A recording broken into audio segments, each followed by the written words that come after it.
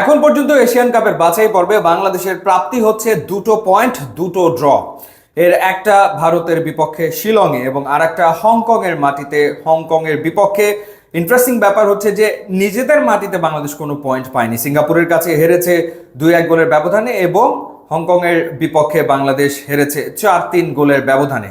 তবে নিশ্চিতভাবে এবারে এশিয়ান কাপের বাছাই পর্বে বাংলাদেশের সেরা প্রাপ্তি হতে পারে যদি বাংলাদেশ ঘরের মাটিতে ভারতের বিপক্ষে 22 বছর পরে জয় পায়। ইন্ডিয়ার বিপক্ষে বাংলাদেশের সবশেষ জয় এসছে 2003 সালে, 2003 সালের সাফ চ্যাম্পিয়নশিপে। এরপরের 22 বছরে আর কখনো বাংলাদেশ ইন্ডিয়াকে হারাতে পারেনি। ইনফ্যাক্ট জামাল ভুঁইয়া সে তার ক্যারিয়ারে এত ম্যাচ খেলেছে, 92টা ম্যাচ খেলেছে, যার ভিতরে 6টা ম্যাচ খেলেছে ইন্ডিয়ার বিপক্ষে। জামাল ভুঁইয়া কখনো ইন্ডিয়ার এগেনস্টে জিততে পারেনি।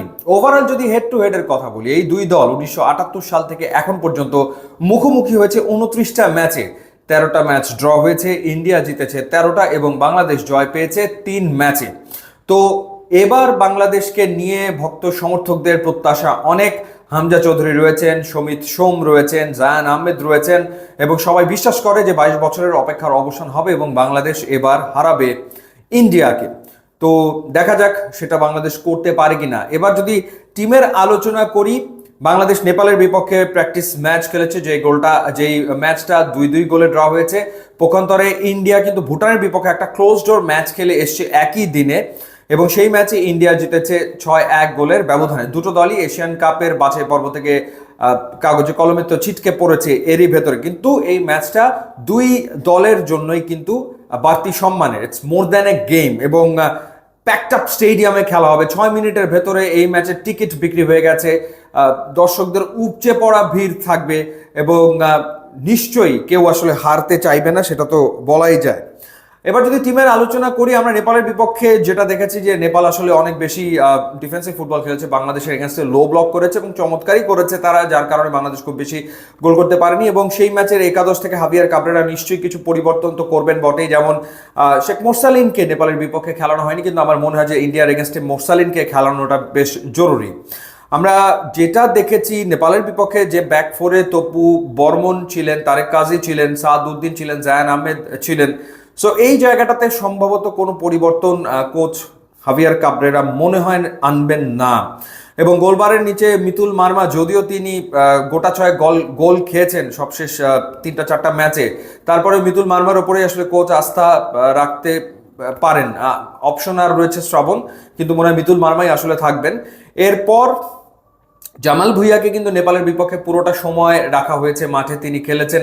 সো জামাল ভুঁইয়া ইন্ডিয়ার বিপক্ষে আমার মনে হয় স্টার্টিং লাইন আপে শুরু থেকে থাকবেন এবং জামাল ভুঁইয়া নেপালের এগেন্সে কিন্তু ভালো ফুটবল খেলেছেন, কোনো সন্দেহ ব্যাপারে নাই। এছাড়া মিডফিল্ডে আমরা দেখেছি হামজার পাশাপাশি সোহেল রানা জুনিয়র এবং সোহেল রানা সিনিয়র দুজনকেই নেপালের বিপক্ষে হাভিয়ার কাবরেরা খেলিয়েছেন। এই জায়গাটাতে আমার মনে হয় যে শেখ মোরসালিন ঢুকবেন এবং সোহেল রানা জুনিয়র হয়তো বা তিনি থাকবেন না প্লেইং 11-এ। আর ওপরে রাকিব ছিল এবং রাকিবের পাশাপাশি এক সাইড থেকে ফাহিম খেলেছেন। রাকিব এবং ফাহিম দুজনই গতিসম্পন্ন ফুটবলার, খুব দ্রুত তারা আসলে ডিবক্সের ভেতরে ঢোকেন, কোনো সন্দেহ এ ব্যাপারে নাই। ফাহিম কিন্তু বেশ কিছু সুযোগ তৈরি করেছিল, কিন্তু ফিনিশিংয়ের যে দুর্বলতা আছে সেটা তো আছেই, সেইটা তো চোখে পড়ার মতোই আর কি। তো সেই জায়গাটাতে পরিবর্তন এখন কোচ আনবেন কিনা কে জানে। সমিত সোম নেপালের বিপক্ষে শুরু থেকে খেলেননি, কিন্তু নিশ্চিতভাবে ইন্ডিয়ার বিপক্ষে সমিত সোম একেবারে শুরু থেকে খেলবেন। সো বাংলাদেশ আরও অনেক বেশি অ্যাটাকিং ফুটবল ইন্ডিয়ার এগেন্সে খেলবে বলে আমার কাছে মনে হয়, যেহেতু স্টার্টিং লাইন আপে শুরু থেকে সমিত সোম এবং শেখ মোরসালিন এই দুজন থাকবেন এবং সেই ক্ষেত্রে সোহেল রানা হয়তো তারা একাদশের বাইরে থাকতে পারেন। সো বাংলাদেশ এরকম একটা একাদশ নিয়ে ইন্ডিয়ার বিপক্ষে মাঠে নামতে যাচ্ছে বলে আমার কাছে মনে হয়। সো লেটস সি, দেখা যাক শেষমেশ কোচের স্ট্র্যাটেজি কি দাঁড়ায়, কি ট্যাকটিক্স নিয়ে বাংলাদেশ খেলে। তো দুই দলই জেতার চেষ্টা করবে এবং ইন্ডিয়ার ক্ষেত্রে যে ব্যাপারটা ইম্পর্টেন্ট, তারা একজন প্লেয়ার যে ইন্ডিয়ার নাগরিকত্ব গ্রহণ করেছে, অস্ট্রেলিয়ার হয়ে একটা ম্যাচ খেলেছে, তার দিকে একটা বাড়তি ফোকাস তো নিশ্চিতভাবেই থাকবে। একটা ভালো ম্যাচ হওয়ার, তীব্র প্রতিদ্বন্দ্বিপূর্ণ ম্যাচ হওয়ার সম্ভাবনা রয়েছে। র্যাঙ্কিংয়ে যদিও ইন্ডিয়া 50 ধাপ ওপরে, বাট এই ম্যাচে বাংলাদেশ সমানে সমানে টক্কর দিয়ে জিতবে বলেই আমার বিশ্বাস। ইউটিউব এবং ইনস্টাগ্রাম লিঙ্ক দেওয়া আছে, আপনারা যোগ দিলে খুবই খুশি হব। And thanks for watching.